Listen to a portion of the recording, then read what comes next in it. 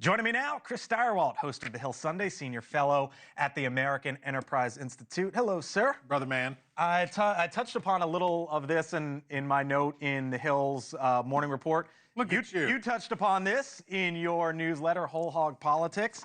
Brother, I hope you and I have a beer in one hand, some chicken wings in the other 48 hours from now. Chicken wings are delicious. That is true. But there was a little moment here in the intersection of sports and politics this week leading up to the big game.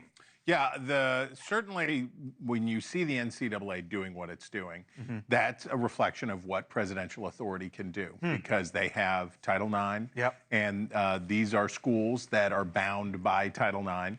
And if that's what the rule says, that trans women cannot participate in women's sports, then that's true. So that's that's the NCAA bowing to the reality of the situation, just as they had to do it the previous way. Right. The NFL. The president's not in charge of the NFL. Roger Goodell is. And if the president says that it's bad that they do DEI or say that they want to end racism, you can bully or you can yell or you can say that it's bad, but the president of the United States doesn't set policy for these teams. It's fascinating, is it not, that he might be in this tax battle.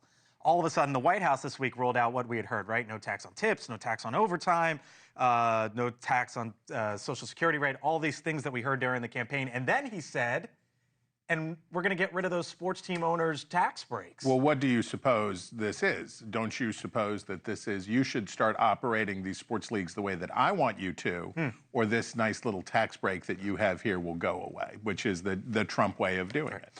Big story here in Washington today, among the many of them, is basically the president saying, go for it, Elon. We know you're doing USAID now. The Department of Education could be next. And he was asked today about the Pentagon, Chris, and the president basically blessed Doge going at the Pentagon. And I just wonder what happens when it gets to that point, what the reaction will be, because you're talking about a give or take, $900 billion or so budget. Yeah, the Pentagon, the Department of Defense faces the world, but its impacts are mostly inside the United States, right? It spends its money with U.S. contractors. Its civilian and uniformed employees are mostly stationed here in the United States. Right. All of that stuff.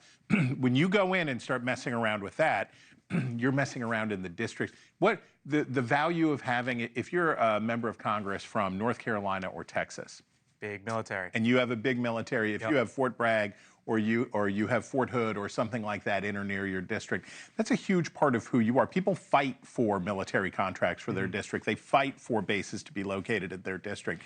When you go in and start messing around with this stuff, if it has consequences there, USAID doesn't have very many friends in the United States, right? It's less than 1% of the federal budget, though Americans think it's a quarter of the federal budget.